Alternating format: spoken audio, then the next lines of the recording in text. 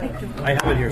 All right, we're going to go ahead and call this meeting of the Assembly Committee on Homelessness and the Assembly Public Safety Committee, a joint meeting, to order. Let's go ahead and start with introductions. We'll go ahead and start on this side with Mr. Peterson, go around table. Pete Peterson, Assembly. Forrest Dunbar. Suzanne McGrath. Christopher Constant. Felix Rivera. Fred Dicey. Dick Trading. And then let's go ahead and have, just so we have on the record, folks in the audience quickly introduce yourselves, and then I'll go back to you two. Yeah. Go ahead. Yeah. Tom McGrath. Ronald Leland, Folks Stay Cautious. Benjamin Briggs. Kimberly Miles. Joshua Spring. Jeffrey Ike. Mike Moore. Brett Fraser. Aaron Cusack. Eric Glass. Steve Ashman. Monica Whistler. Stephanie Compton. Jim Raker. John Rod of Parks Recreation. Larry Michael. Jesse Rose. Roxy Webb. Debbie Kelly, ADM. Linda Chase, Take Back Our Community. Gretchen Faith, Take Back Our Community. Dion White. Nicholas Danger. Judith Andrew, Cable Park Community. Best name ever. And then if we can go back to the table and have Nancy and Dean introduce themselves for the record. Nancy Burke, Mayor Berkowitz' office. All right, thank you.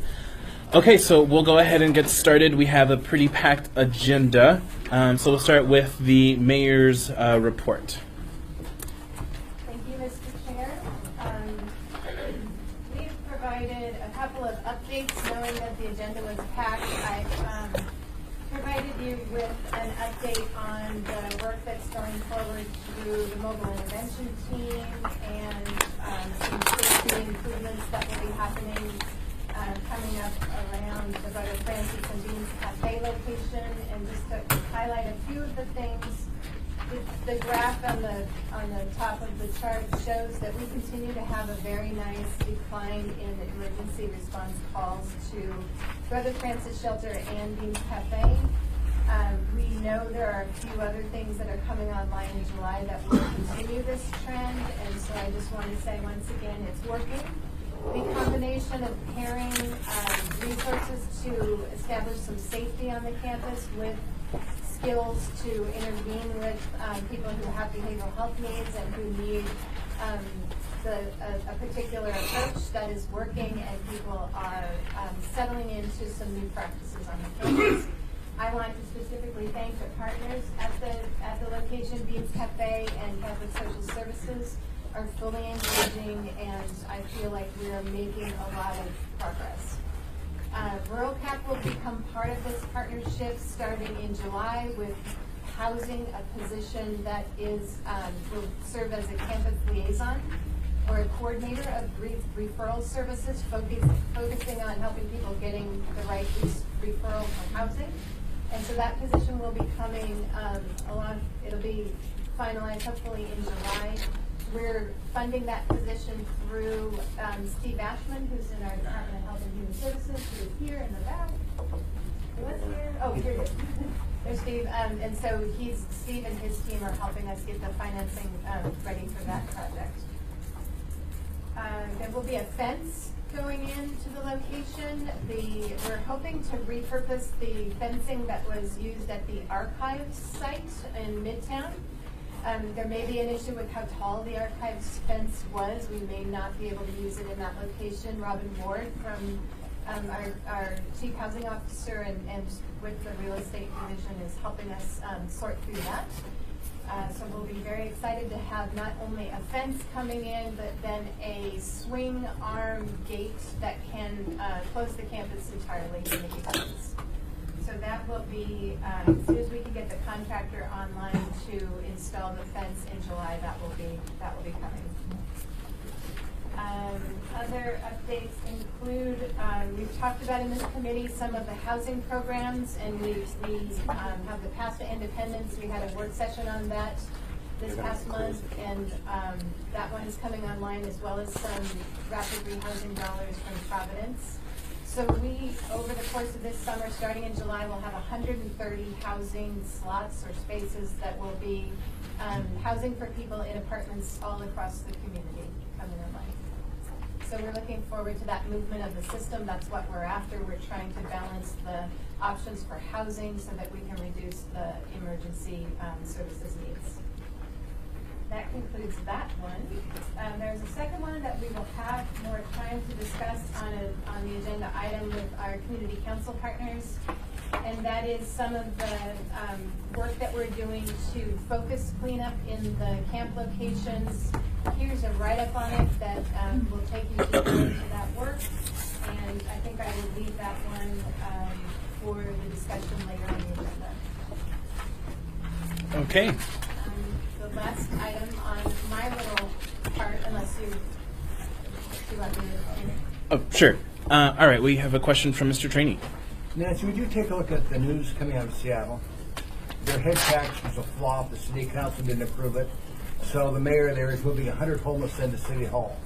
Hope that's not what we're planning on doing here. Huh. But take a look what's happening down in Seattle. They're spending $6 to $8 million a year, and it's not working. So I don't know how much we're spending. If you can tell us what the current amount is, we're spending on homelessness, but they're spending $6 to $8 million. So take a look at Seattle, because I'd like to learn from their mistakes. I know we brought them up here, but what they're telling us here and what I'm seeing happen down there isn't the same thing. Through the chair, Mr. Trainee, that is a really critical point, and it's hard for me to compare the scale of what's happening in Seattle with Anchorage, although I will do that. I will go through and look at their expenditures, and maybe I'll call on Steve Ashman, who helps us with our resources and tabulating those. However, I would like to use that as an example of where I have said I think Seattle did the wrong thing. They worked incrementally on the problem, and they said we need to expand shelter. There are some other communities who did that as well. Boston became a right to shelter location. And I think that's absolutely critical that we find emergency assistance for people. However, if you stop there and you will try to work incrementally through this issue, you will be stuck there.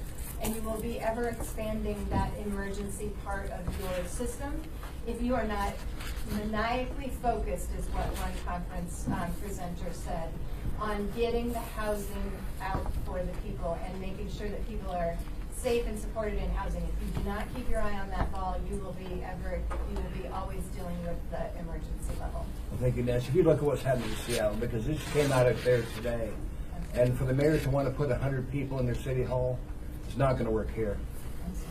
Thank you. Thank you. I actually had one clarifying thing. Is this going to be on the website for the committee? Okay, because as you read through here, there are some things where it says click here, etc., which looks like some additional good information. So you can look for that on the committee's website. Any other questions for Ms. Burke? All right. Then we'll go ahead and move on to the Mr. Constant, the second item on our agenda. Wait, so just for clarification, this is the reveal of the draft strategic action plan? This is the document that is the action plan? No. I apologize. I'm having this problem with my computer here. I'm going to grab a thumb drive and put this on that. There is, we're setting aside a few minutes to go through the action plan. Mm-hmm. What's happening with the action plan is it's making its way through the final drafting and into a simplified one-page or two-page format. Mm-hmm. And the reveal of that will be in mid-July. However, we have the component parts to go through today. Mm-hmm. And so I will go grab a thumb drive and put it on this computer that's configured properly for the screen. Thank you. And we can do that. Sure. So we'll go ahead and move that back to the end. All right, so Mr. Constant, are you ready? Terry's not here, and I haven't heard from him in the last 2 days, so it very well be that this topic may be also rolled back or postponed. I had intended to have a homeless advocate, an actual homeless person, houseless person who's organized groups of homeless people to self-advocate down in the kind of West Coast, and he did not show up today, so as is the challenge. Okay, well, hopefully he will, and we'll have time for him at the end of our agenda. So we'll go ahead and move on to the third item in our agenda, and then circle back to the first two. So we'll go ahead and start the Chester Creek Trail Camp work by Stephanie Rhodes and Larry Michael. Would you like to sit here? We have notes we'd like to look at. Yep. Absolutely. Please.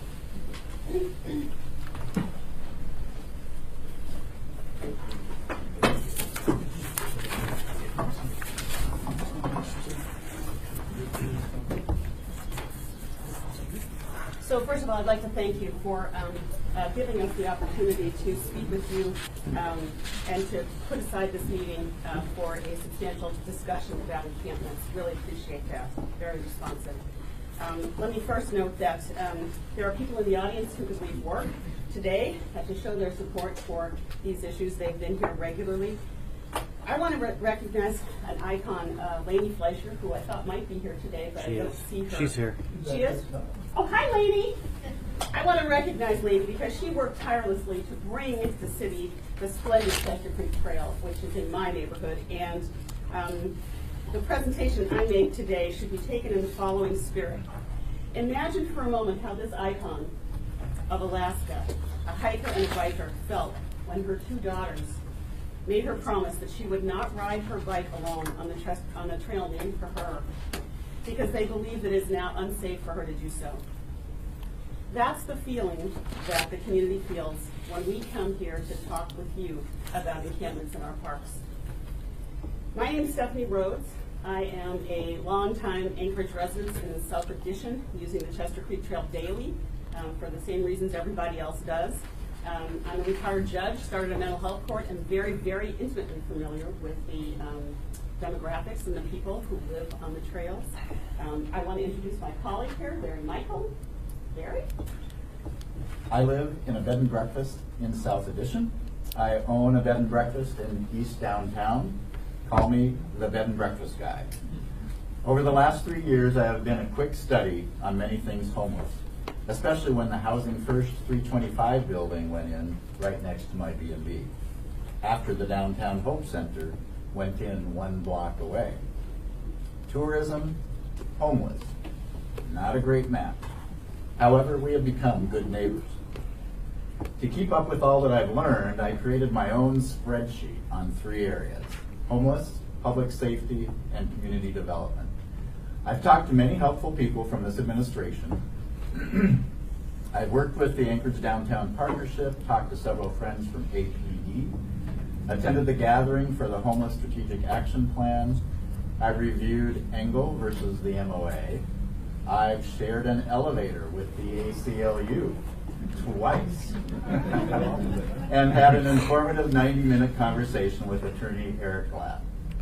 I'm a school psychologist who has worked 35 years in Alaska, 20 years in rural and remote areas. I'm a parent of 5 children through adoption who happen to be Alaska Native, 2 with disabilities, 1 of whom has her foot in the homeless door. We speak for ourselves, and we also speak for a growing coalition of cross-community members who have drawn a line against continuing and now widespread encroachment of encampments. You've heard much from us about encampments, and you've heard from the media as well this summer. This is because we believe we are experiencing a crisis, literally a crisis, from encampments that have overtaken our public spaces, and we have received no public acknowledgement or communication from our government as to when this crisis will be thoroughly addressed and how. And I will say I do appreciate the handout today, of which there are not enough, and we would like more of what the plan is, because our trust in government on this issue is eroded. As elected officials, that should concern you. For years, encampments have been sanctioned through lack of action with the dual justification that there is no place for them to go, and there is no money in the budget to fix the problem. Those justifications do not fly in a true health and safety crisis. and they don't fly with us. These justifications are not an excuse for having no regularized and coordinated plan for preventing and removing encampments and reintegrating campers into alternative shelters or housing. Resultantly, encampment growth and the grave health and safety risks they pose to those who live there and those who live around them now seem unmanageable. Hundreds of them now occupy our green spaces. Some of these campers are chronically or situationally homeless. Some are travelers. Some, and a rising number of these, which are truly disturbing to us, are simply using parks and trails as cover for significant criminal behaviors that they've unleashed on local residents and businesses. These folks commit subsistence thefts as well as bike chops and resales for cash, and they engage in aggressive and challenging stances when their activities are questioned. Most of all of these campers, no matter who they are drug or alcohol involved. All of the occupants, whether chronic, situational, criminals, or travelers, have biological needs. They make putrescible waste. What is that? It is defined in municipal code. It is organic waste, including human or animal parts, excrement, bodily fluids, which are capable of being decomposed by microorganisms. That is a nice way of saying that they defecate and they urinate in our parks. They vomit, they have sex, they get sick, and they pass communicable diseases. They eat and dispose of garbage which decays and attracts animals. They drink, break bottles, and leave glass shards for kids and dogs to step on. They inject drugs and abandon needles. A hell of a lot of needles. Biohazards abound in these sites. The quality of the water suffers. Victim business owners and residents suffer. Those who have abandoned our recreational areas to protect themselves and their kids against the health and safety risks on the trails suffer. Tourists who visit the city and cannot safely access the most convenient trail system to downtown suffer. People who are living in these encampments suffer. To those of you who might ask, how can we remove them? Where will they go? The answer is, and this is going to sound stern and disrespectful, and it is not meant to sound that way. The answer is that we elected you to find that answer. You just are going to hear the Homeless Action Plan, and that plan should contain the answer. The mayor, this body, you are all too good to allow deprived human beings to live in these hazardous conditions, and you are too smart to keep enabling those who assume dominion over our belongings and disfigure our public space by overlooking their patent homesteading.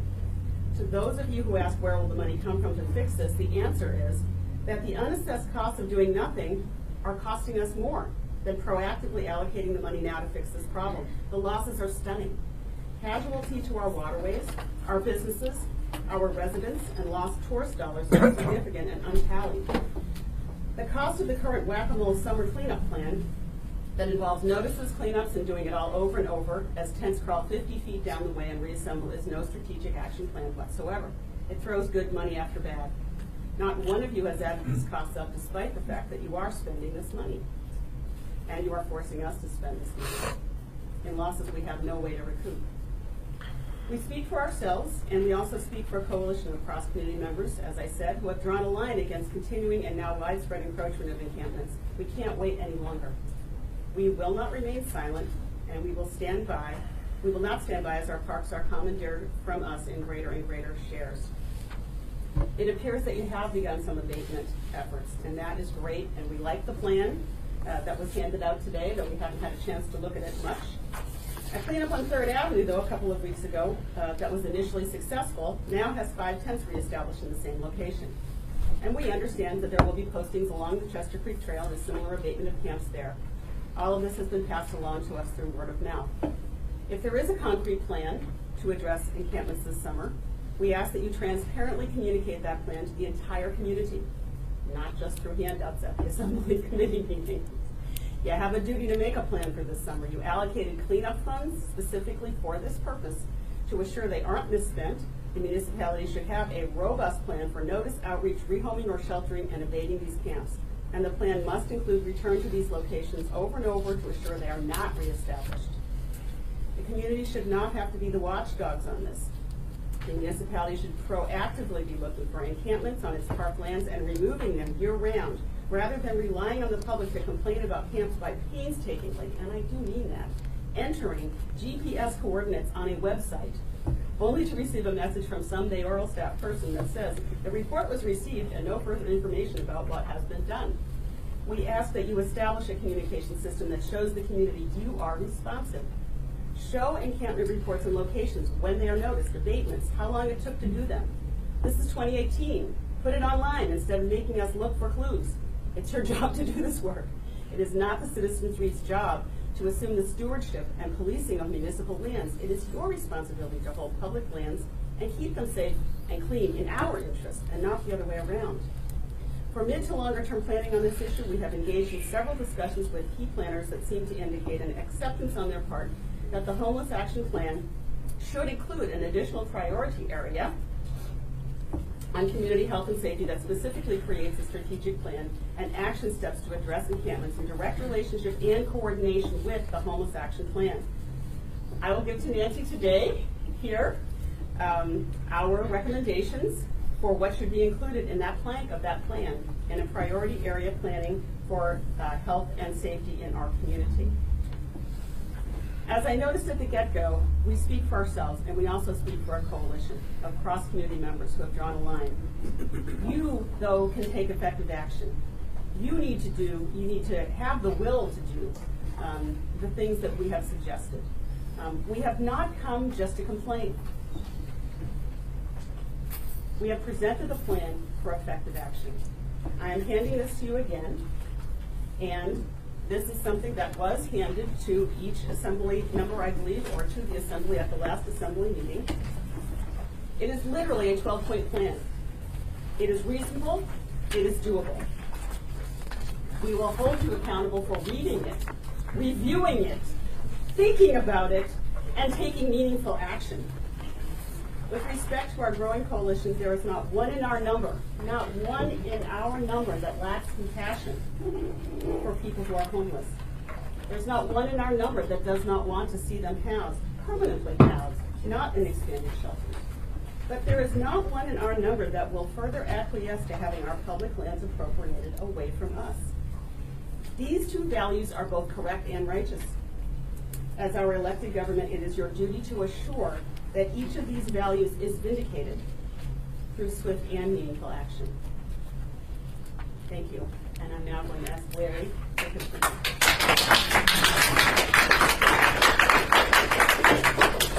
Is this an appropriate time that I can ask some questions? Or would you prefer at the end? Okay, Mr. Dyson. Yeah, thank you. Stephanie, I apologize for the confusion in our last public safety meeting. It was never published by me that we were going to have the homeless issue come up. Thank you, I appreciate that. Yeah, so one of our previous encounters,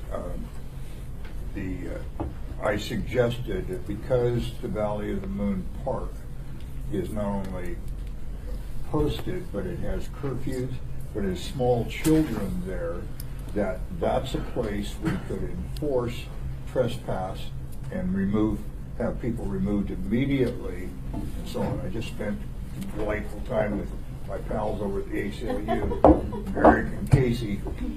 Casey is a buddy, Eric I just met. But I asked this question for a specific location where there seems to me to be a compelling public interest. Can we do this? And I understood the response from Eric is yes, because that doesn't get cross-threaded with Bill of Rights 8, cruel and unusual, because that doesn't, there's still other places those people could go. So my suggestion is that we start with that place where it's overwhelmingly a compelling public interest and safety issue, and post it, tell people 5 days or whatever, any trespassers are going to get a ticket or whatever, and nobody be allowed there. Going to be daily enforcement and clean it out. Now, when I suggested this to you sometime lately, I thought that your response to that was negative, but did I misunderstand? I don't think I heard that particular suggestion, actually. Okay. I think that may have been refined since you asked a different question. Yeah, okay. I said it better this time. We already talked to the ACLU, but I will tell you though that the Valley of the Moon, oddly, we walk this, we check it out. Valley of the Moon actually has had cleanup, and it's looking better. The hugest camps are down along Chester Creek. Yeah, but I'm talking about one step. Yes. I understand we could take, and you're cool with it. All right. Secondly, and here's some confusion, and it may be my understanding, but I talked with Dahl, Chief of Police, and I said, you guys can you, when you have a legitimate contact with some of the quote homeless people, can you or would you be aggressive at finding out if they've got outstanding warrants, parole violations, and if so, take them away? And I understand from a ex-trooper friend of mine, police officer encountering a civilian for a legitimate reason has the right to say, sir, for my own safety, I'm going to search you. And that's find out if they get any weapons and so on and so forth. And then if they find illegal substance, firearms, whatever, they can arrest that person. My suggestion to Dahl and the mayor was that be aggressive about it. That's picking off some of the people around the edges. My guess is that those people will be disproportionately represented in the troublemakers, in that population. That's maybe just correlation. But what's your thought about that idea? Well, my thoughts about who's in there right now are these. You're certainly going to have people who are going to have warrants. They may be for stupid little things. And you're probably going to have people that if you did, Terry stop searches, that you would find, small amounts of drugs. And, from my personal view, most of that is reflective of people who have behavioral health needs that are unmet.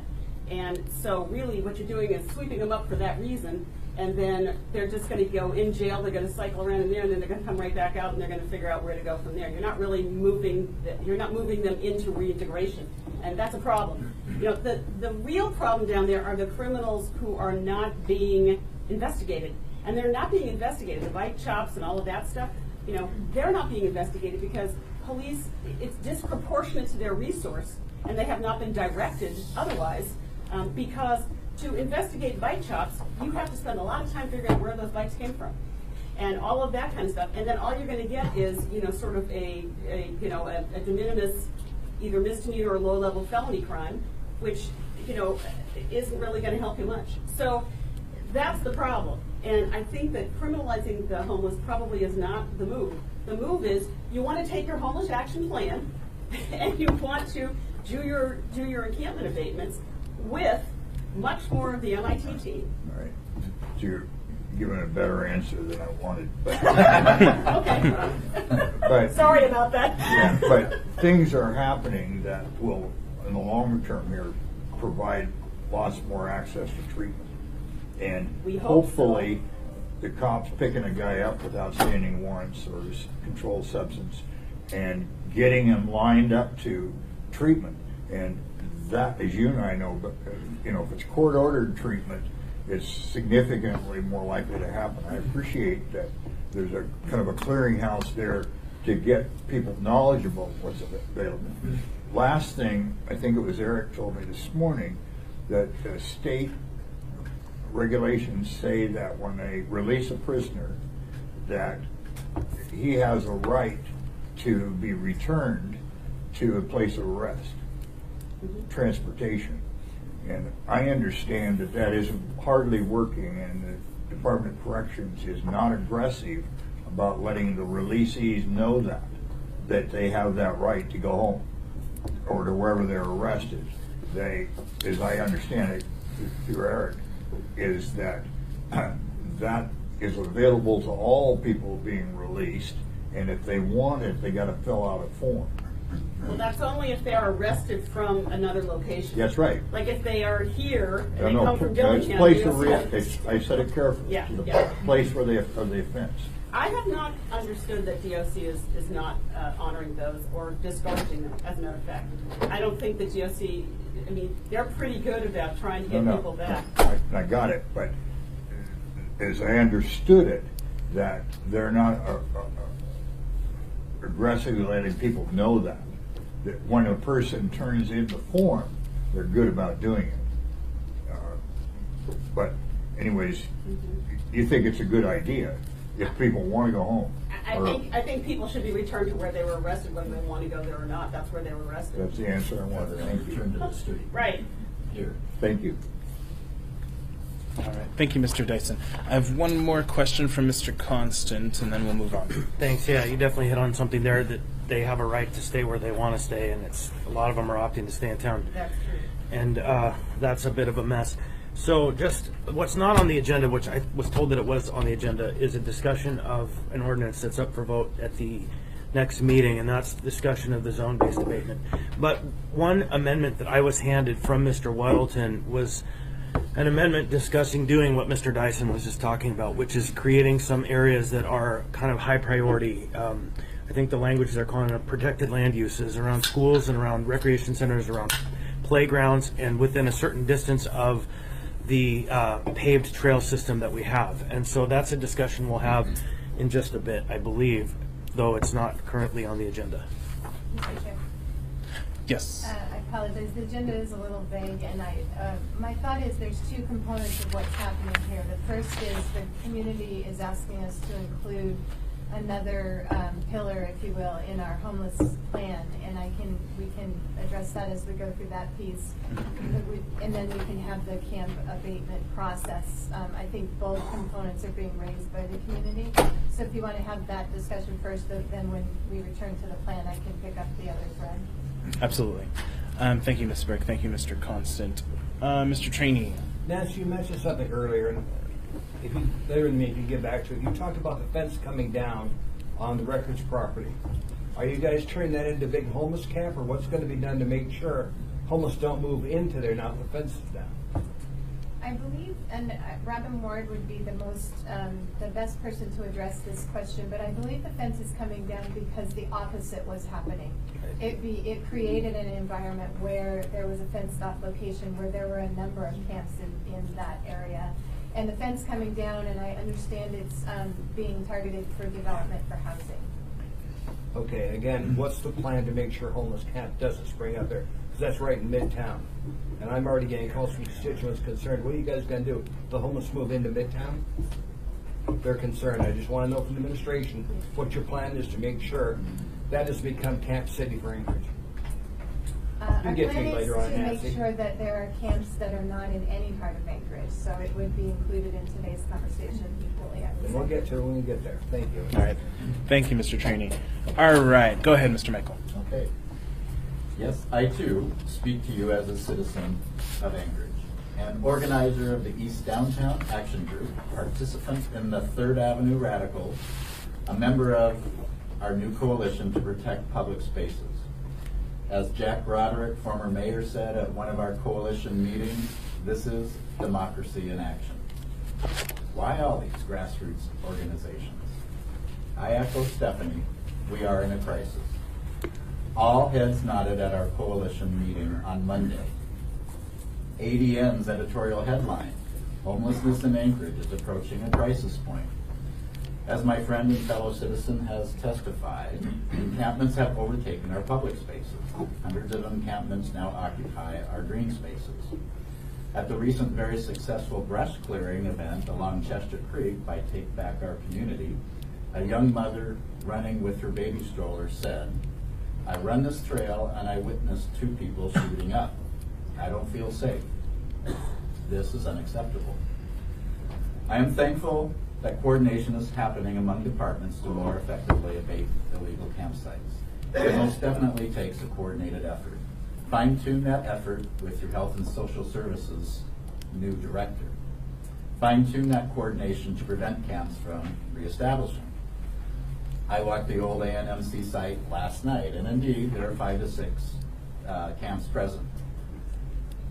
I'm thankful for a developing volunteer protocol for cleanup following an abatement that involves training and outreach by the mobile intervention team during the 10 to 15 days following the posting.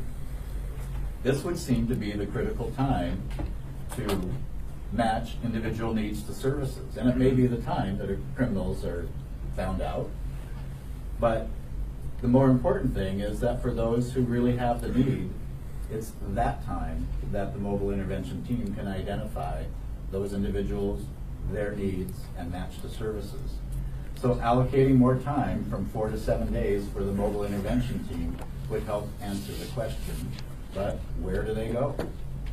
Where do they go is not an acceptable response to the need for public health and safety with our green spaces. I understand there are plans for more permanent housing to address the low, medium, and high-risk people. Pay for Success, the Widener Group, the Youth Demonstration Project that you've heard from Nancy, among others. These are all worthy, but they take time to develop. There are funding challenges, resistance to sheltering and housing. In the meantime, make sure there are options, flexing shelter beds, other temporary options. As I said earlier, it's been 3 years since I have been learning, organizing, advocating for our safe neighborhood, being a good neighbor, compassion for homeless, and quality of life, particularly in East Downtown. For a time it seemed things were better. Now along East 3rd, things are worse. Drugs have been sold along bus stops. I have emails from guests who have said they will not stay at my bed and breakfast because of the current situation. The current condition has a cost on tourism for all of downtown. People love Alaska, but they will not spend time in our city if they do not feel safe. I support the addition of the Community Public Health and Safety plank to the Homeless Action Plan. Become familiar with suggested priorities and objectives that our coalition has brought forward for consideration. That's that 12-point sheet. A calendar of abatements and cleanups will allow volunteers to more readily participate, and it will inform the public that work is being done. This is good for the MOA. Creation of a parks enforcement officer, zone posting, all these are worthy specifics, many listed in that sheet. So thank you for your time and your hard work. We want to be collaborative. We will continue to inform our community. We will continue to be part of that democratic process. It isn't always comfortable, but positive results need to happen from our collaborative efforts.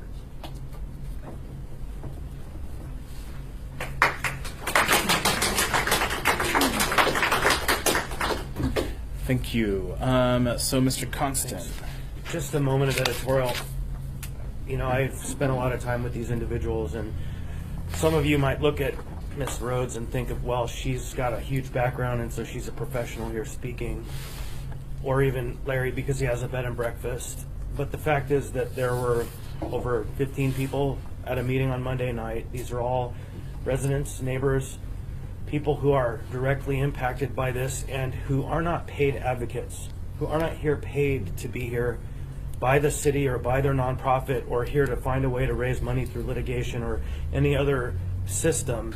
And the level of expertise that's being developed among people who are just trying to survive in their community should be a benchmark to the members of this body, so you understand. Because if you go and ask the average citizen in your district, what's the homeless plan, what's going on, how are we dealing with this problem, they'll look at you blankly, right? But these people have to know because their survival depends upon it. So I want everyone to understand that that's what's developing in the downtown at this time. And citywide. And citywide, across the green belts especially. All right. Thank you, Mr. Constant. Ms. LaFrance. Thank you, Mr. Chair. Thank you both for coming here and speaking to us, and thank you also for providing this list. Mr. Chair, I believe that we should respond to every item on here in some way, and I'm not sure what would be the best way to go about that, or if perhaps, Ms. Burke, I don't know if your the strategic plan you're going to walk us through has incorporated these suggestions, or this is different? Okay. Through the chair, this is part of that addition that's being requested in the community plan, and so there needs to be a process to kind of massage it into that format and that work. I reviewed most of those items in draft, and I think that what's exciting is that we're actually very aligned in our directions that we're heading, and I mean, I think I would leave it to the committee how you want to address the points for today, but just to know that work will continue to go forward. Thank you, Ms. Burke. Thank you, Ms. LaFrance. I want to expend a special thanks to the both of you for your diligence, your research, and respectfully articulating your ideas in this 12-point plan. I know that this is a very emotional subject, and so for you to come here and to be as professional is very outstanding. So thank you for that. And I want to also acknowledge Mr. Constant's remark that people have become experts in this by necessity. And I definitely want to acknowledge Rogers Park and the work that they have done in becoming experts and trying to do something in their community. Before I'll get back to you, Ms. LaFrance. So, Ms. Burke, while you, because I believe soon we'll be going back to you to talk about the strategic action plan. While you are talking about that, if you can incorporate any of these items that you know we're already moving into, and then if there are items in here that aren't addressed, if at the next meeting we can go ahead and start delving into those, I think that would be appropriate. Okay, so Ms. LaFrance. Thank you, Mr. Chair. Actually, I was going to request something along those lines as well. If we could go through point by point and have this on the next agenda for the next meeting. Absolutely. Thank you. Thank you. All right. Thank you so much. Thank you so much. All right. So we will go ahead. Do you have copies of the AO? Your AO? I do. Okay. All right. So we'll go ahead and move on to Mr. Constant presenting his ordinance, and then we'll go to you, Ms. Burke, on the strategic action plan. And then here's the number. Thank you. This is actually on our agenda, though, so it's not drafted. Right, we're just working on it. It's an S version. So it's an S version. So what's being handed out right now is a substitute version of the item that's on the agenda for discussion on Tuesday, which is an ordinance amending the section of the code regarding abatement of illegal campsites as public nuisance by adding a 15-day zone-based abatement, clarifying the appeals process. So we have been going through iterations of discussions between members who have been involved in the conversation and the attorneys to come up with a document that hopefully works to meet the needs of the community and the public health and the public safety, while at the same time respecting the rights of the individuals who are encamped in the woods. And I'll just go through a few of the changes that we have made. As a broad-based approach, we have changed and removed the word illegal in almost every place where it was to be entered into the code. Instead, substituted the word prohibited, trying to remove any stigma which comes from the term illegal or criminal. And we went back and forth with using the word prohibited or unpermitted, and unpermitted just seemed a little too difficult to work with because the section of the code it's in. So we've shifted that language to be in the code additions. The word is now prohibited. So as you go through the items, the ordinance does a few things. It affects a clarification of the appeal process. It affects a discussion and a new methodology of clearing camps and abating camps. And it also contemplates the storage of items of a certain set of individuals so that we don't run afoul of the legal suit that we have been enjoined under. So now I'm going to ask Becky to kind of help me walk through this, or Ms. Gustin, if she's here. Certainly. To the chair, Becky Pearson, Municipal Attorney. As Mr. Constant set out, the ordinance does two things. It creates this new zone-based abatement process, and in the S version seeks to answer and respond to a number of concerns or questions that were raised after the original version was floated. Specifically, it adds some definition to how a zone might be defined, how many zones can be posted at any given time, and a time limit after posting in which a zone must be abated. the intent of the ordinance was to do what we've discussed here previously, was to create a zone-based strategy for abatement. It was certainly not to create a loophole whereby we could post the entire municipality as a posted zone and then abate it any time after posting, which is one of the hypotheticals raised. So these parameters that are contained in the S version are intended to address those concerns. It does provide for the storage of belongings that are introduced in the zone after the date of posting, again, to address the concern about people receiving adequate notice before deprivation of personal property.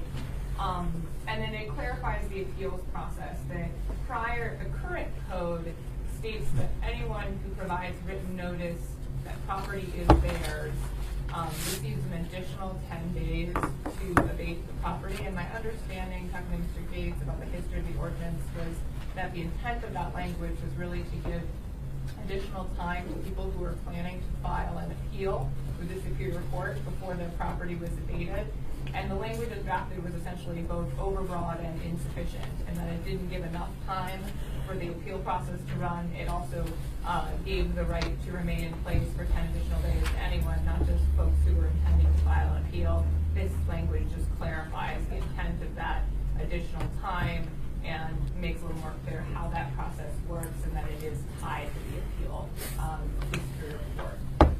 And I would note that in the S version, we dialed back, that we aligned the zone-based abatement timeline with the standard, structure by structure timeline to make it a 10-day notice period again. And the reason we got comfortable doing that is that the language is revised to require storage of belongings of individuals who enter that zone after the date of notice. So we're assuring that people are given the same rights that they would be given under the existing 10-day structure by structure notice process.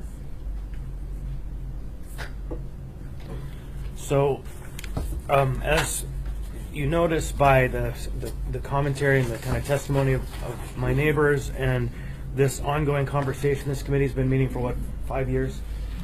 For a long time, that these issues are intractable and very challenging, and there is no hard and fast move we can make to drive a solution. We have to be nuanced about how we do it, and this is one more nuanced approach. Now, also, you have in your hands an amendment drafted by Mr. Weddleton, who could not be here today, which I think strikes to achieve what Mr. Dyson had spoke about, which is identifying certain areas and uses of land that are heightened protection, places where children cohabitate and play, along the trail system where the public is kind of working, community centers, rec centers, churches, athletic fields. So this question has been before us before, and I'm not going to speak too much on the merits or the drawbacks of this because it's Mr. Weddleton's amendment, but for sure it is a conversation worth having. And so those are the two items before you for Tuesday.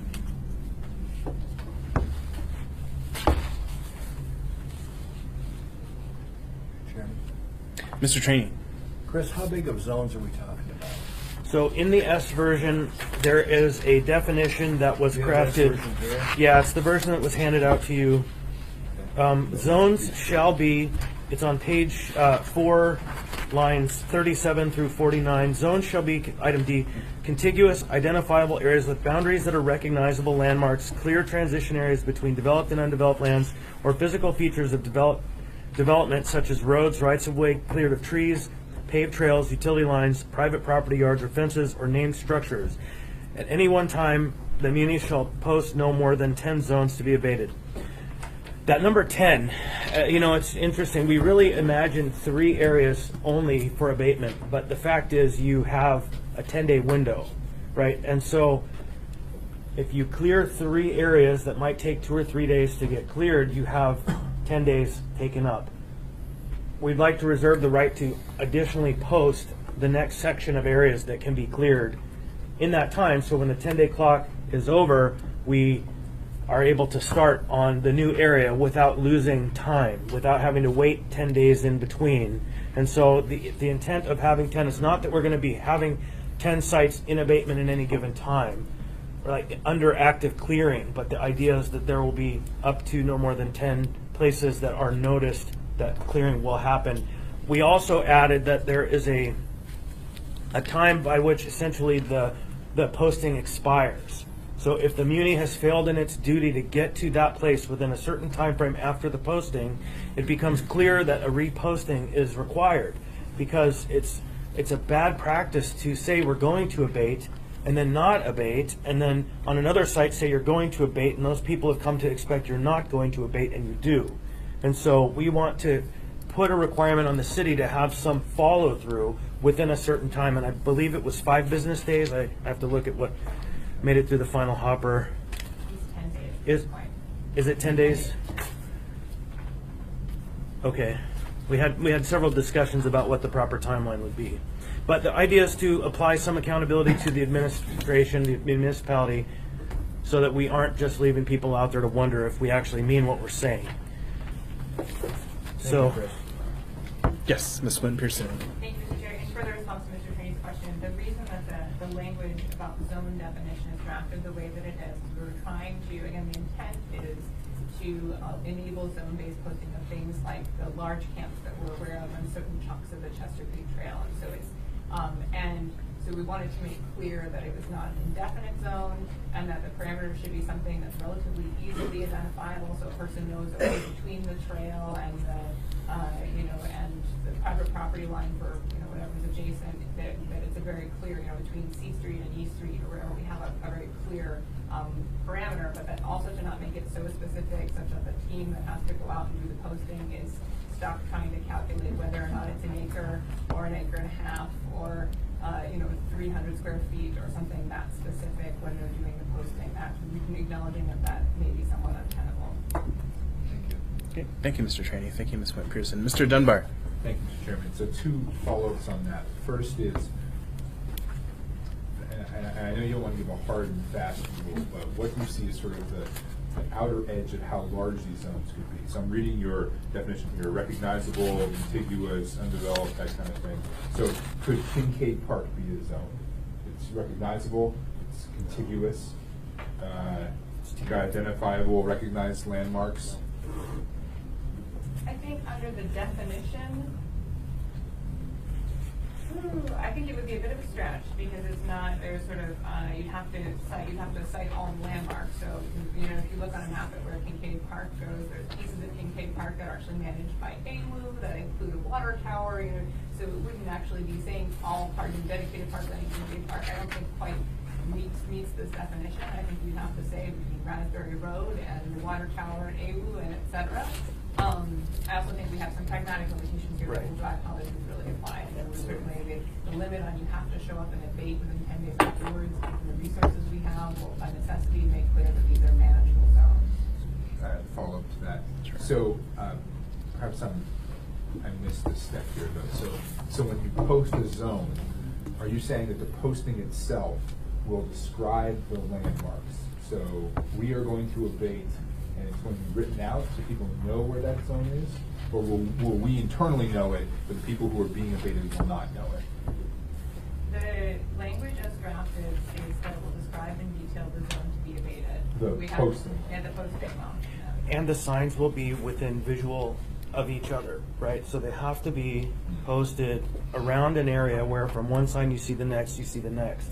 So it has some containment to it. Is there any limit on, sorry, can I just follow up? Sure. Is there any, thank you, Mr. Chairman, is there any limit on how many signs you can post? So could you post, for example, a zone that stretches, you know, a very large chunk of the Chester Creek Trail, sign to sign? If I might, the theory is, again, like a contiguous area would be from Valley of the Moon to C Street to 16th Avenue, right? And so that would be up E, up C, 16th, and the trail. That would be a contiguous and compact area that we could get to functionally within a set of days. We could go and clear out all of those camps reasonably within a handful of days, within a timeline that's reasonable. So then, The word you just used, compact, I think is interesting, and that's a term that's used in law when referring to redistricting, but it's not in this definition. So, I mean, I think the straight answer to your question is there is no code-based finite limitation on the size of the zone. That's certainly an edit that could be made. The idea is to provide, again, I think the challenge is to walk the middle path between making sure that it's clear that we're not posting the whole town, but also making clear that allowing, like, proposing something that's tenable for the crew in the field to not be faced with making, again, average judgments on the fly while they're out attempting to post. So I think it'd be careful to craft something that walks that middle path into a challenge. Can I ask a second question? Last one. So that was the first, and those are follow-ups. On timing, so, and I apologize, I haven't read the S version now in detail, but if we post an area, we clear it out, we abate the area, how long do the signs stay up afterwards, and then how long before people hypothetically could come back in before they are sort of automatically abated again? I think that mirrors the process we currently have, which is the signs should stay up until abatement, and then I presume we take them down when we abate. That would probably be a question from Mr. Vada about how we handle notice signs that are posted when we abate an area. And then we do not have a restriction on when people can reestablish campsites. We have never had one for any type of abatement that we have. I think we would struggle to do so, given they're not finding it illegal for partners we operate within. Thank you, Mr. And the key function to connect to that, Mr. Chair, is the mobile intervention team and the access to services. And so where you have an abatement process happening, ideally you are targeting, and there will be some that come moving back and forth, but we robustly target the individuals for attachment to resources. And so that's the link, not the idea of we can stop them or not from coming back, because effectively there is no way. All right, thank you. All right, Mr. Peterson. Thank you, Mr. Chairman. I've been told that in many instances the homeless tear down the posting as soon as they see it. And so that should have no effect on the legal time amount that they have to move their stuff out of there. But for citizens walking through the area, if they don't see the posting, they will probably continue to go online and the community know that this camp is still there. But I've also been sent emails with suggestions that we turn Centennial Camp, which is in East Anchorage, into a permanent homeless camp. And some of the neighbors that live across the street from there will tell you that for the last several years it's already been a permanent homeless camp. I don't see easy answers. I know we have 12 suggestions here that might alleviate some of the problems, but my question is, do we have the personnel to implement a 12-point program like this, and how many people would that take? That's not a question I can answer. Do we have all the resources in the room? I think that offer some commentary on that.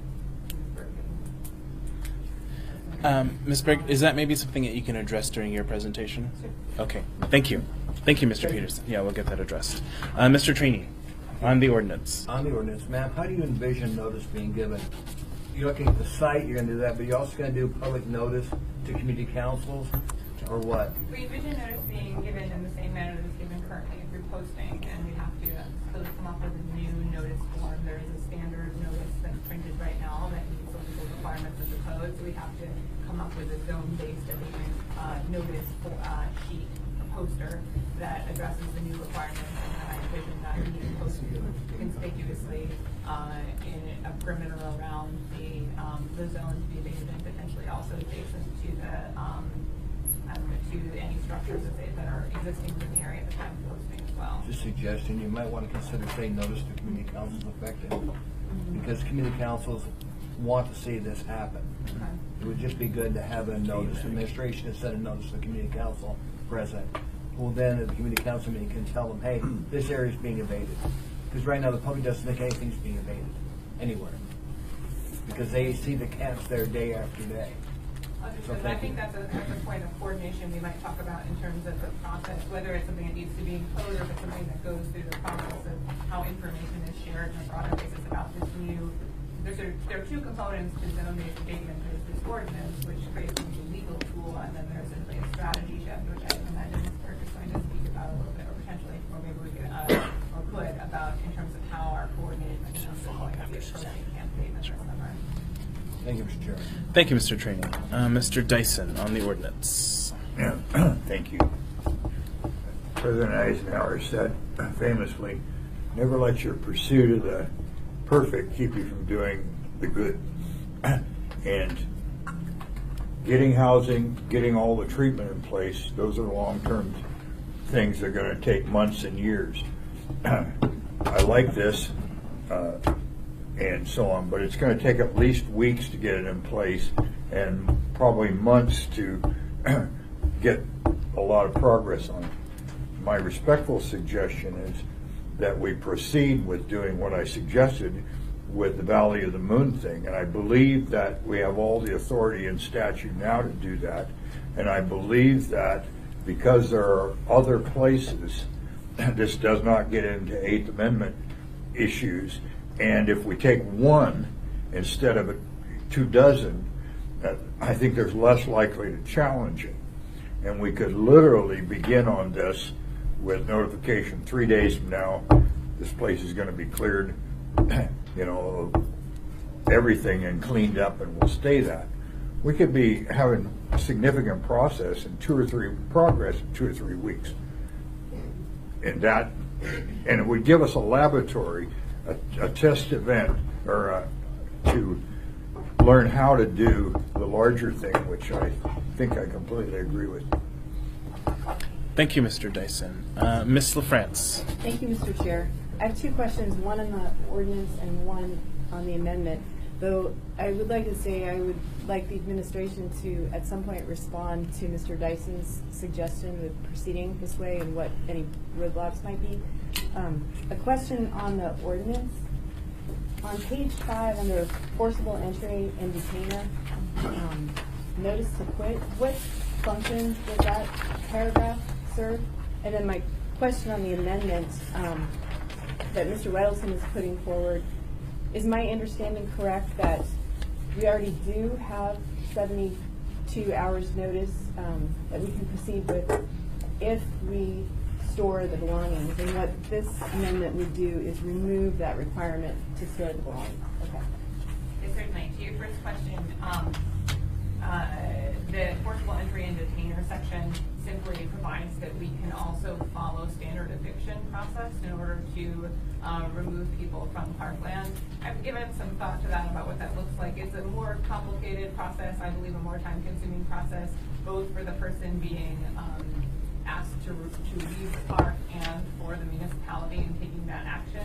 I think Mr. Gates might be able to speak to why it was in the drafted ordinance to begin with, since he was here when that was proposed, but it's the function of it, which just says that in addition to following our standard process, we could also just file a standard eviction like any landlord would do and take someone to district court. You're exactly right in terms of your characterization of the amendment. We already do have a 1-hour notice process in clearly posted areas. We have a 72-hour notice process in the store. Both of those require storage. What the amendment seeks to do is to create a process in which there is no storage. I should say, for the record, I do have legal concerns about adopting any kind of process that's that quick that does not allow for storage in light of the parameters of the Engel decision that was previously litigated. All right. Thank you, Ms. LaFrance. Mr. Constant. Yeah, you know, this is kind of jumping back. I didn't want to interrupt again, but on the question of postings, the envisionment back on the ordinance, not the amendment, is that there will be 3 times when the team goes through and ensures that the postings are still up or reposts in the 15-day process. But I think then we move down to a 10-day process, and so I imagine then there will just be 2 postings every 5 days. And so roughly, we didn't want to tie the team to a specific exact time, but within the window there will be at least 2 postings, the initial and the secondary, so that we ensure that the signs are clear or were clearly posted at least 2 times before the abatement proceeds. So it's systematic and not just one time. Okay. Thank you, Mr. Constant. Mr. Gates. Oh, thank you, Mr. Chair. I would just like to add to Mr. 20 Pearson's statement about the forcible entry and detainer provision, and that was in the ordinance in 2010. And I was the drafter at that time, so from that perspective, one purpose we included that is some land is HOB, heritage land linked parcels. That's not really park land or just rights of way, but it's partially hold, but sort of in a proprietary capacity. Some people may be squatting on each of the parcels and claim that they have some right to do so. So if there's a factual dispute there, we can use the forcible entry detainer process as one of our options. So that was kind of the circumstance where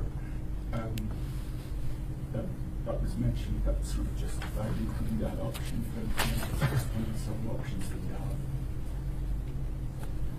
have. All right. Thank you, Mr. Gates. Okay. Seeing no further questions, we'll go ahead and move back to Ms. Burke on the draft strategic action plan. Thank you. If it's all right, if we might stay on this topic, I'd like to give an update on what is happening with the process. I have Lieutenant Carson here with me, and the two directors on this work for the summer will be our Office of the Homeless Services Coordination and the CAP lead with Lieutenant Carson. We've begun working in focused areas like this. We're doing the point by point. We're following all the current codes. However, we are doing it in regions. We began with the 3rd Avenue area, and as our community members have reported, it was clean, and now camps are coming back around. And so I'd like to just introduce the rest of the team. We have John Rada, who's with us, and John, in just a minute after I finish introducing everyone, if you could just give us an update on how cleanup is going thus far this summer. We have Melina Breland and Tanya Van Den Boss, who are the core part of our mobile intervention team. If you guys could just stand real quick so the community can see. There they are. And we have a new addition, and as you can see, there is a lot of parts to this. There are a lot of people engaged, and we've heard pretty clearly from the community that more information about how we're focusing and where we're focusing, so that the information is coming out. And we are pleased to have the community more interested in what's happening and all of the work that's going on. We are going full steam. We've decided to bring on a person who can be that coordinator for parks, for the mayor's office, the health department, police, and sometimes fire. And so Rosa Salazar is with us today, and she's been with the administration previously. She understands the GIS mapping system, and so she will be able to monitor what's happening on the map with the reports. She'll be able to feed information out to all of our team members and help to do the scheduling. I would like to make a couple of points about that. The GIS mapping is the piece of this that is making the workflow work. If we did not have a coordinated way to keep track of all of the camps that were coming in, I know before we started this, Parks and Rec had a map that they used, and the police had their own organizing mechanism. And without this GIS mapping system, we would not be able to see where the high volume areas are, where the pressure points are coming in. So that piece, having Rosa on and able to interact in that tool, will allow us to be much more efficient and to communicate more efficiently with the community. The other thing about the zone, we need all of these tools. We need to be operating in a whack-a-mole is what Stephanie Rhodes called it, but in a responsive way across the community, because things come up that we have to respond to. If we just went to zones, there would be whole sections of the community that would not have their needs addressed. So we need to be able to respond in a zone mechanism or in a more responsive manner. We'll be planning our work in that manner, and we will also be planning the work of cleanup according to how much time we need for each area. So it is something that I'm going to caution all of the partners that this will take us a while to get a handle on it. We will go methodically. We will be careful about the work we're doing, because there's a number of legal processes that have to that need our full attention, and we will get information out as quickly as possible as we launch this summer. And so maybe Director Rada can give us an update on how cleanup is going and how much we've already accomplished this summer. Thanks, Nancy, through the chair. We never quit cleaning. Some people thought we did, some people thought we didn't, but we never quit cleaning. Last fall, and And cumulatively now, since January 1st, we have 65 tons in the transfer station, which is double where we were last year at this time. We just brought on the seasonal camp crews, the cleanup crews. They started last week. They have focused initially based on Lieutenant Carson, Nancy, and others. Kind of a calendaring, if you want to call it, of high priority areas. The first is the Native Medical Center site. That was done. I think as everybody understands, we can't stop people from coming back. Larry brought it up. Chris brought it up. We cleaned it out. Before we're done, there's 2 more, now there's 5 or 6. It's a recurring thing. There was a June 9th effort by Rogers Park Community Council and the Coalition.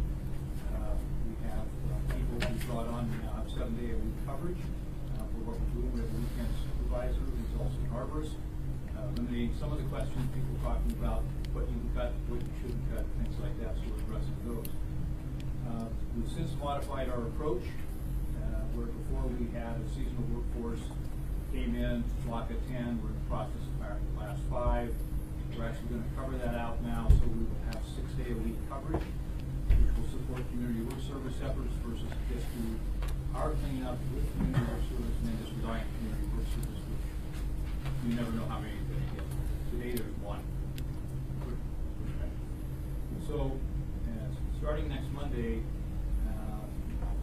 through Saturday, each week, 6 days, there will be a minimum of 5 people, a 5-person crew, and could be upwards of 15 to 20, depending on community work service, daily, working on whatever approach we agree on, whether it's zones, individualized. And part of what Nancy spoke to is we're not going to get rid of the individual camps. There's a lot more of those than people realize. They get posted and they need attention just as well. But we'll have the resources finally that we can take a small group, go deal with a smaller area, and still focus on the zone to try to make the progress everybody anticipates and desires, and then get ready to move on to the next zone, depending on the calendars, the priority, and the locations, and things like that. So I think we're effectively moving in a direction that says we're going to be more effective and responsive, but we're not going to solve all the problems. And just keep that in mind. And we're the boots on the ground, okay? And we'll provide the information, the data. You're going to see results. You're probably going to see some pretty big numbers this year, because I can tell you the size of some of the camps is overwhelming. But we're going to tackle those. So depending on where this goes before the assembly, depending on what we agree, we're meeting at 3 o'clock this afternoon to talk about the next priorities. You'll continue to get updates on how that information gets shared to the public. We send it to the 8th floor, how they distribute that information, and that's a decision for others to make. We're going to be the collectors and the providers in that sense, and we'll do the best we can. All right. Thank you. Mr. Constant. Thanks. Mr. Rada, just to be really clear, you said we're not going to get rid of individual camps. What you meant, I think, is we're not going to stop abating individual camps, right? Correct. Yeah, not that we're not going to abate individual camps anymore. And just so you know, like, the conversation has to now begin, like, how do we take on a very limited level and store the belongings of a handful of people? And I've engaged with Solid Waste Services, and we can get their cans for $50 a piece. That doesn't include staff and labor or location or anything. But what this contemplates is people who come in late, they're still going to be abated, but we don't have the right to throw away their belongings until a certain time frame has passed. And so just know that that's a conversation that we need to begin. Again, not in a broad way, in a very limited way. Only the ones who show up after the notifications have been set. So it's different. All right. Thank you. I have one more question, then we'll get back. Thank you, Mr. Constant. Mr. Trainee. Mr. Rada, one of the big problems we hear are all the propane tanks in the camps. What do you guys do with the tanks? Because they're hazardous material. You can't drop them just in the landfill. What do you do with them? Through the chair, Mr. Trainee, we collect the tanks, and we have a storage unit at our south maintenance shop in a protected area. We deposit them there, and then Blue Rhino comes and picks them up and handles them for us. Okay, thank you, sir. Thank you, Mr. Trainee. Go ahead, Ms. Burke. I would like to address, I know that a lot of the community is reaching extreme frustration with this topic as we have this council and everybody's here. But I just want to encourage the community to hold strength, and as we work through this problem, by going out and getting involved is exactly what we need from our community, that teamwork between us and the community. But make sure we follow the laws when we do it, because anytime someone steps over that bound and breaks the law, that then pulls us away from spending our resources on trying to get these camps posted, get them cleaned when we're trying to investigate crimes and things like that. So if the community, I know it's frustrating, but you know, if they're thinking about doing something, they think it's on the line, feel free to reach out to me anytime. We can talk it out, but we can't have community members overstepping the bounds and creating a hazardous environment for themselves, citizens, or the homeless community. All groups have rights, and we have to balance those. So we just want to make sure that we follow the laws, and then it's going to make it much more efficient for us as we're trying to make our system more efficient, to going out there and getting these camps cleaned up to have a better Anchorage by the end of the day. Thank you. Yes, Mr. Dyson. Yeah. I suggest the administration come up with an RFP asking the private sector or nonprofits to take up the responsibility of dealing with the seized materials. Put them in a tote, mark them with, you know, the name, and so on and so forth, under the supervision of somebody from APD or the prosecutor's office who can make sure that the chain of custody is maintained. Mr. Chair, if I might, I agree with everything except for APD. I would suggest that the wise path is that, but under the supervision maybe of Parks or someone who is dealing with the material. But if we utilize the police, we actually do create a chain of custody where it may not be required. Yeah, okay. All I want is meets the legal requirements. Right. Amen. By whoever does it. Agreed. All right. Thank you. Okay, Ms. Burke, time is yours, and I will probably be cutting you off short to allow just a little bit of public testimony. So apologies in advance. I will make this short because it's just a spoiler alert. There is something coming in July. I do want to just touch back on the subject of communication around the ordinance and the other work that's happening. We've launched a web page on the mayor's on the municipality under the mayor's page. We will also be doing a blog that will provide a forum for additional information and communication with community members. And we conducted a Facebook Live session that's available if you go to the mayor's Facebook page that really talks about all of the work that's happening. And I want to just summarize, I actually would like to really applaud and be thankful that our Anchorage Coalition to End Homelessness has a brand new director, and she's here with us today. And so she could stand up, Jasmine. Say hello to everybody. So this is our main community partner who is working on this community plan. This community plan has been around for a very long time. The latest revision before we bring out the strategic action plan that will be available next month came out in 2015. It came through this body for, it was received by the Assembly, and it has been the structure which we have all been working on for this work. One of the great things I think about the alignment that's happening right now is when Mayor Berkowitz started this focus, we took a look at some components that were missing, and we identified that when a safety net of homeless services is not functioning entirely for a community, the next ring of resources that are tapped in terms of responding are the police department, the fire department, emergency responders. And we recognized that that was a pressure point for the community, along with the camps and trails. And so we've been in this work now for 3 years. We've been 2 years in now, having social service coordination in the camps and improving that link out to housing, and we've seen it work. If you talk with the first responders, they're saying now, we didn't believe this would happen. Now we're seeing it. We're seeing people get housed. We're seeing it working.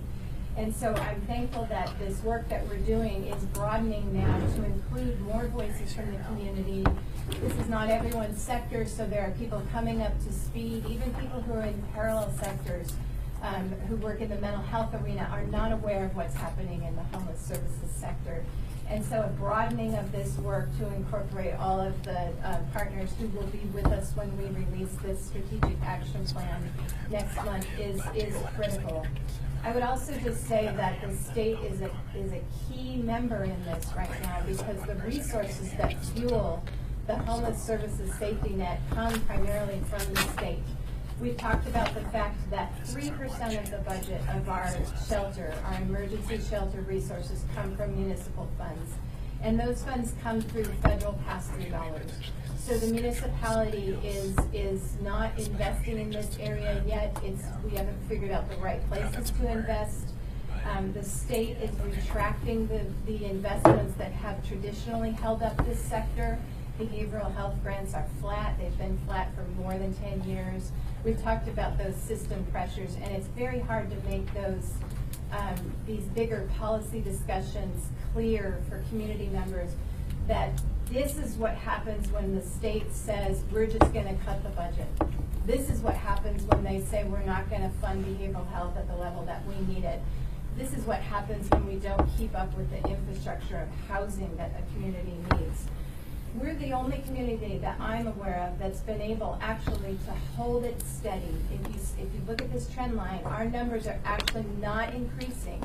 Our numbers are holding steady. This is a long time data point. We're pretty good at collecting this data point now. It is solid. We can hang our hat on the fact that at our point in time is not going up. In fact, it's beginning to turn in the right direction. I believe the fixes we're making to the system will continue to drive it in the right direction, and that the problem is that the people who are remaining, who are homeless, we can't know what their situation is, but I can tell you that when we rented up the housing projects that we worked on, 75% of them had mental health issues, substance use issues, traumatic brain injuries. These are people who have they have significant needs. And so the camps are problematic because these are people who are quite literally not able to make it out of that situation on their own. But we are holding our own, and our numbers are going in the right direction. We will continue to drive it that way, even though we understand it's hard to be in the moment right now with us. But we are making the fixes that will make a permanent change. I just want to go to, this is the unmet need, and these are actually now very solid. This came through our Future Success feasibility analysis. This is the adult system, this is the total system, and these are the number of units that we need in each of those high, medium, and low categories. Now the work for us to do so that we can ultimately address the problem the neighbors are telling us is that we need to move these people to housing, we need to finance it properly, and we need to ensure that those long-term resources are there for people to be successful. It's not okay for us to put people out into housing and not have the right service support systems in place. So there are 6 pillars that will be in this plan.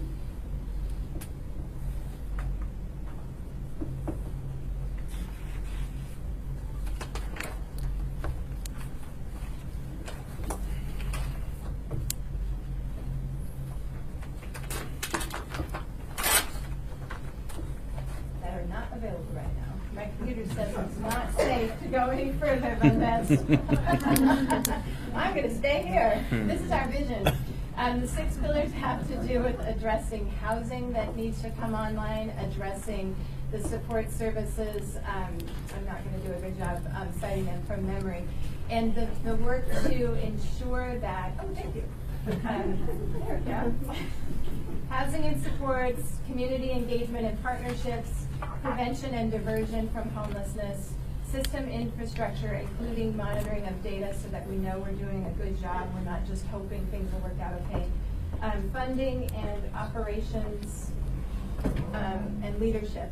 And one of the strong commitments that we will have for this body which will probably, hopefully many of you will outlive the time frame of this administration, that we can't go backwards once this, once the energy and the commitments that are happening now cannot go out the door when this administration leaves. They have to be completely embedded in the community, and they have to be solid for the long run.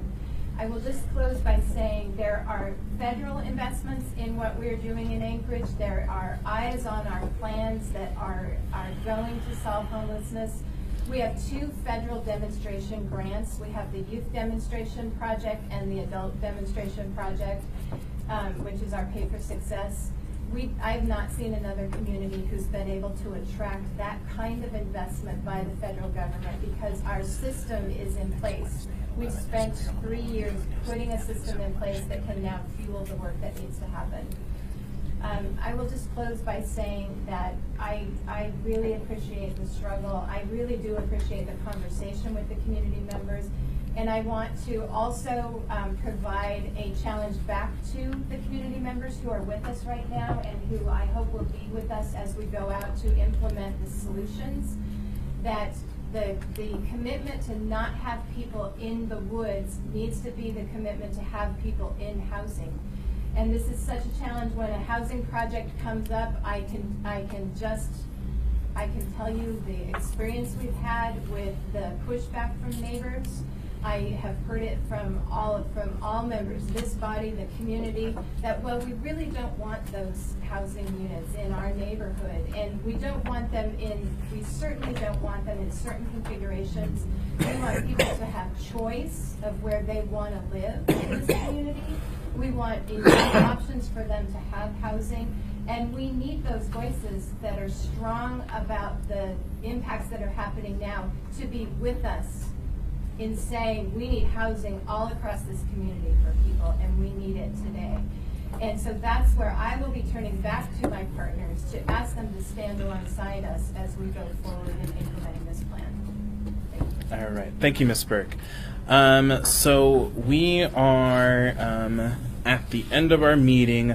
I just want to acknowledge that the individual who's here for the B part of our business, Mr. Terry Light, has arrived, and apologies if there was confusion about which location this meeting was going to be held.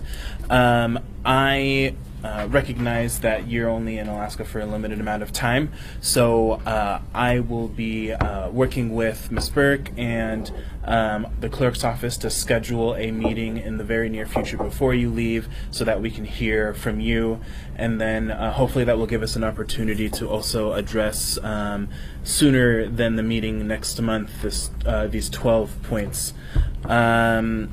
So with that, and my apologies for the audience for not being able to get to audience participation, this meeting is adjourned.